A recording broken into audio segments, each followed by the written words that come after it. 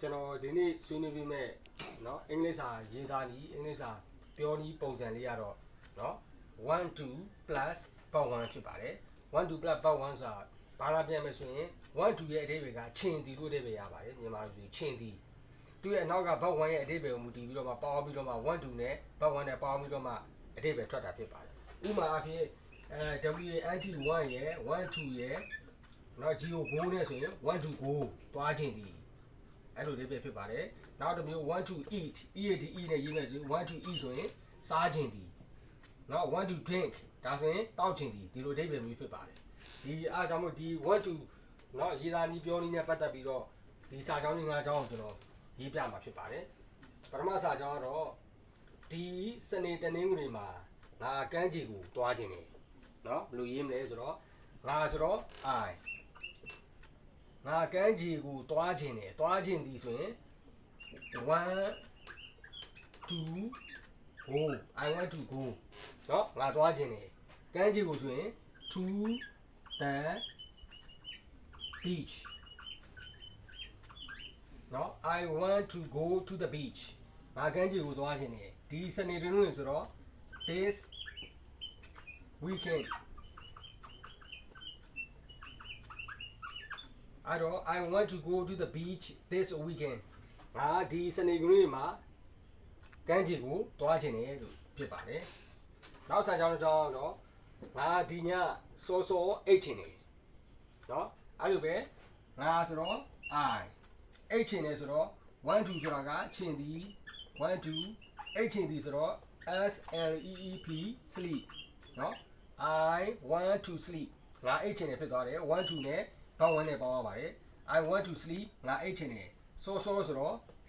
early เนาะဒီညဆိုတော့ tonight เนาะအဲ့တော့ I want to sleep early tonight ငါဒီညစောစောအိတ်ခြင်းတယ်လို့เนาะအဓိပ္ပာယ်ရပါတယ်နောက်တစ်ခုကသူဟာသူ့ရဲ့အင်္ဂလိပ်စာကျွမ်းကျင်မှုကိုတိုးတက်ခြင်းတယ်ဒီနေရာမှာเนาะသူ့ရဲ့ subject ကသူဟာဖြစ်တယ်သူဆိုတော့ he ပေါ့he သူဟာเนาะ1 2ဒီနေရာမှာ he ဟာเนาะ subject အနေဖြစ်တဲ့ကြောင့် do and one နောက်မှာ s လေးထည့်ပေးရပါမယ်အဲ့တော့ he want to တိုးတက်ခြင်းတယ်ဆိုတော့ improve เนาะ he want to improve သူဟာတိုးတက်ခြင်းတယ်သူ့ရဲ့အင်္ဂလိပ်စာကျွမ်းကျင်မှုဆိုတော့သူ e ဆိုတော့ his အင်္ဂလိပ်စာဆိုတော့ English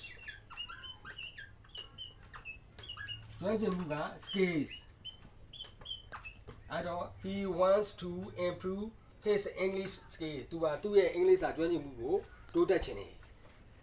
เนาะနောက်စာကြောင်းကသူမဟာဒီနှစ်ပတ်စံပို့စုခြင်းတယ်အဲ့တော့သူမဆိုတော့သူ့ရဲ့ subject က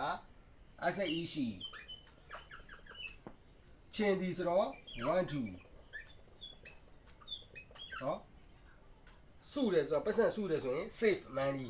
เนาะ SAV save ဆိုရင်ဒါစုသည်အဲ့တော့1 2နဲ့ save နဲ့ပေါင်းတော့စုချင်းသည်သူမကစုချင်းတယ်ပတ်စံပို့စုချင်းတယ်ဆိုတော့ more money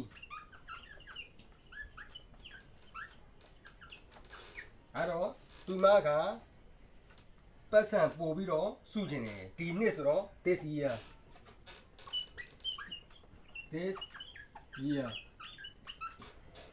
သူမကဒီနေ့ပတ်စံပို့စုခြင်းတယ်နောက်တော့ကြောင်းပြောလိုက်တော့เนาะ she က subject အနေဖြစ်တဲ့ကြောင့်1မှာ s လေးထည့်ပေးရပါမယ် she wants to save more money this year သူမကဒီနေ့ပတ်စံပို့ပြီးတော့စုခြင်းတယ်နောက်ဆုံးစာကြောင်းကသူတို့ဘယ်လိုချက်ပြောရမယ်ဆိုတာကိုသင်ယူခြင်းတယ်ဒီစာကြောင်းမှာသူတို့ဆိုတော့သူတို့ဆိုတော့ they သူတို့ကချင်းတယ်ဆိုတော့ want to they want to သင်ယူခြင်းတယ်ဆိုတော့ learn land သူတို့က want to learn ဆိုတော့သူတို့ကသင်ယူခြင်းတယ်เนาะဘယ်လိုချက်တွေ့ရမယ်ဆိုတာကိုဆိုတော့ဘယ်လိုဆိုတော့